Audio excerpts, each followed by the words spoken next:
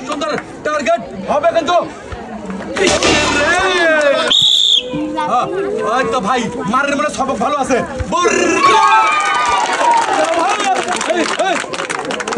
দেখেন ভাই আমার কি খেলা কত সুন্দর ভাবে কিন্তু আসলে খেলাটা না বুঝলে কিন্তু হবে না হবে না বুঝলে হবে না আমার ভাই সুযোগ পেয়েছিল একটি ক্যান্সেলার এই যে ভাই চলেন দেখি তবে সব নিয়ে যাবো হ্যাঁ সব নিয়ে যাবো বাবারে বাবারে বাবা কই সব নিয়ে যাবো এইবার রয়েছে ভাইয়ের জন্য দেখার বেলা সবাই একটু তালে দিবেন